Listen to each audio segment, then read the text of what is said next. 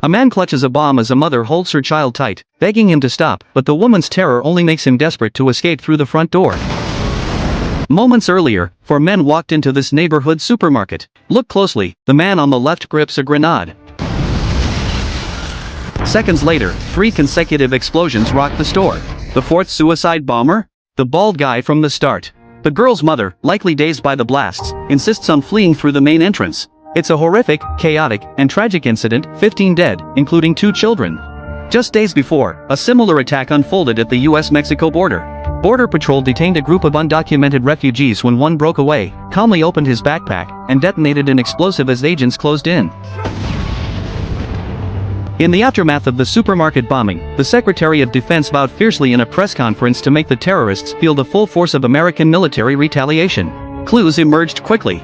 A team of paratroopers airdropped into the Somali Gulf, sneaked into a pirate den, silently took out several pirates, and abducted their leader.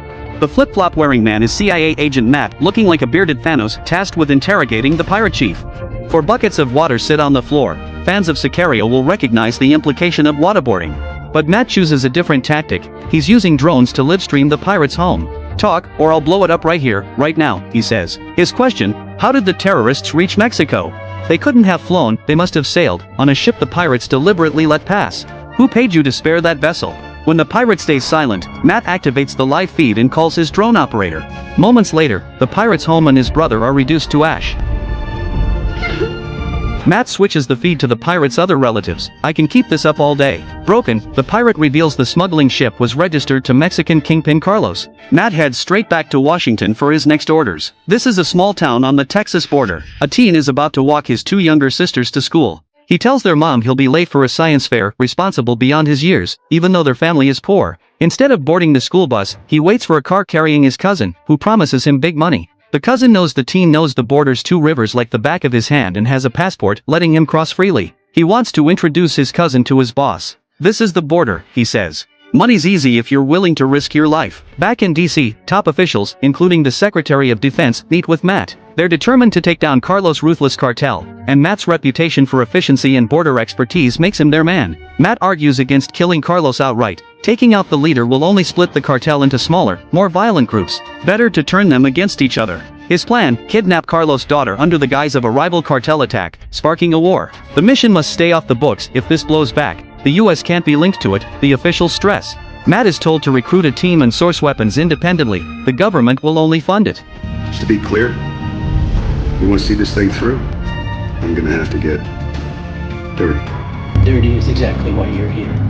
Matt tracks down an arms dealer friend, demanding attack drones, 2 Black Hawk helicopters, SEAL-compatible communication gear, a commando team, 2 snipers, and a demolition unit. Stunned by the scale, the dealer asks only one question: where's this going down? Mexico. The dealer nods. 10 million. Done. Beyond buying firepower, Matt travels to Colombia to recruit the border's deadliest hitman Alex, a silent, ruthless vigilante. Alex returns home to find something off. Upstairs, he discovers his old friend Matt. Mentioning Carlos' name immediately piques Alex's interest. Carlos is responsible for the brutal murders of Alex's wife and daughter. Their conversation is brief, but the agreement is sealed. In Mexico City, Carlos' lawyer is on his way to work when a car cuts him off. Gunmen storm his vehicle, killing everyone except the lawyer, who takes 2 shots to the legs. The shooter calmly approaches, gestures for the lawyer to put on his glasses, then removes his mask. It's Alex. The lawyer knows he's paying for his role in harming Alex's family. Alex unloads his pistol like a machine gun. This is vengeance. News of the lawyer's assassination hits headlines, with officials speculating it's a cartel turf war, exactly the narrative Matt wanted. Meanwhile, Matt's team surveils Carlos' daughter's school, prepping their weapons for the abduction. At school, Carlos' daughter gets into a fight with a classmate. The teacher finally pulled the 2 fighting girls apart. She called me a narco whore and slapped me, so I hear. What would you do? Without knowing the full story, he scolded Carlos' daughter harshly. Apparently, in his eyes, the daughter of a drug lord was always in the wrong. After school, the girl left in a private car, accompanied by a driver and 3 bodyguards. She sat in the back seat as Matt's team sprang into action. Their target: kidnap the girl.